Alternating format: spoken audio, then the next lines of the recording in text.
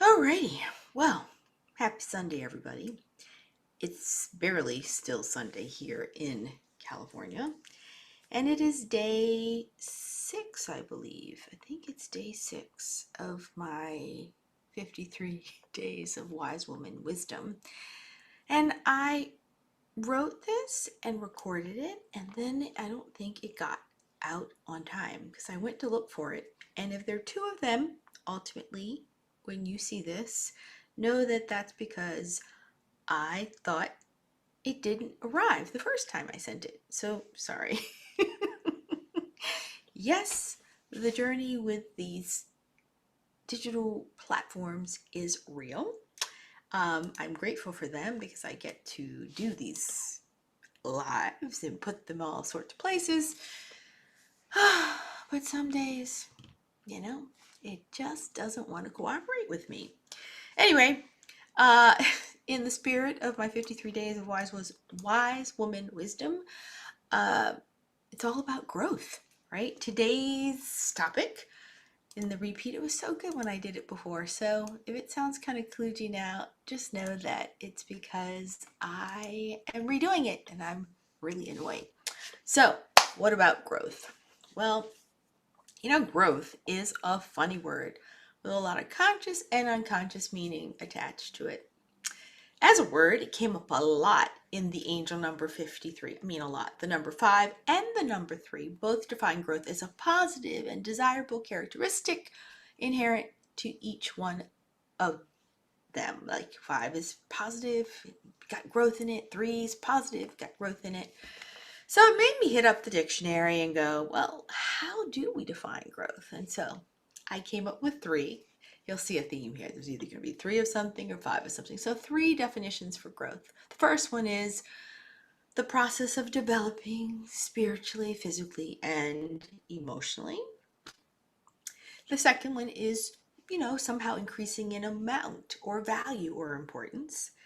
And then the third is the process of increasing in size. I smiled rather ruefully to myself when they talked about size because, I was like, oh yeah, size. Of course you're going to talk about size. Despite my age, despite my smarts, despite my knowledge as a functional nutrition coach, I heard myself, one of my daughters, my friends, and countless ads sort of pummeling, hitting me relentlessly about my personal size somehow as a determinant of my value or our value as women. And you know what? The struggle is real right now, folks. The perfect storm has kind of hit me. My biological age and the journey into menopause and the stillness, like the lack of movement around COVID, has slammed me with more pounds than I can readily appreciate. Isn't that a nice way of putting it? It's quite the emotional conundrum for me. I consciously know my body is in a transition. I tell my clients this too. I consciously am uncomfortable with how I have less movement and less strength. Again, a function of where I am in this physical journey. So I consciously decided to start working out and to address this physical dissonance inside of myself that I'm experiencing. Now, with this post, I'm starting to unpack the emotional cognitive dissonance that goes with what I'm experiencing consciously and rather unconsciously too.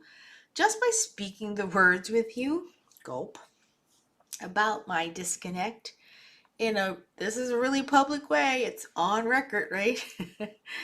Is a way of beginning to repair that inside outside disconnect.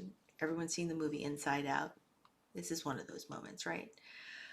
So, unpacking the years of messaging about somehow being small, being better, is not undone in a day. Instead, I'm coaching myself as I would coach a client to reaffirm my innate and earned wisdom and my value is a daily practice. I make sure that so I can emotionally walk around in this body that I'm currently inhabiting and tend her well into this next phase of being. And this next phase of being is being in a postmenopausal body. It's a different body. And there's a lot of emotional stuff that goes with it.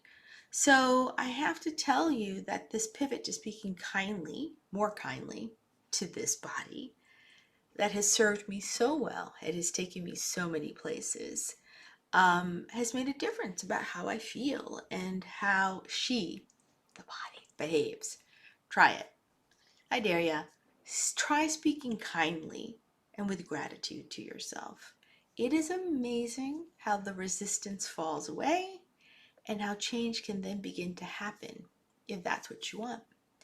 Maybe the wisdom quote for the day is, "What we resist tends to persist." And that can often inhibit positive change or positive growth. So, ladies, there are lots of conversations about this menopausal journey that may come up in this 53 days of wisdom, because I do believe we have been woefully underserved in understanding what's happening to our bodies in this very special time that we get to prepare for the last third or maybe the next half of our lives. So stay tuned for that. And if you want more about that, please let me know. In the meantime, I would love it if you could subscribe to this YouTube channel where you're seeing this, so I can give my channel a cool name. Maybe something along the way, about me and well-being and worth. I don't know.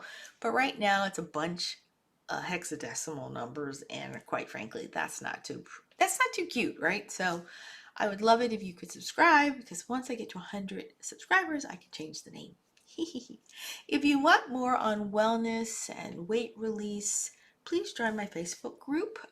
It's called Weight Loss and what is it called?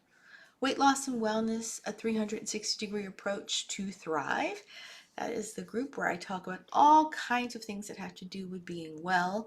But because most of you want to hear about weight loss, I talk about that some of the time, but not all the time, because it's all about what's up in here. And then you can always follow me on Instagram and Facebook at Wellbeing and Worth. So thank you. See you tomorrow. If there are two versions of this, sorry, it's technical difficulties. And I will see you guys tomorrow. I hope you enjoyed this.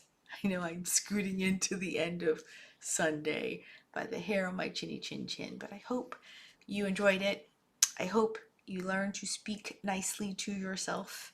Your body's really wanting you to do that, especially ladies. And I'll see you tomorrow.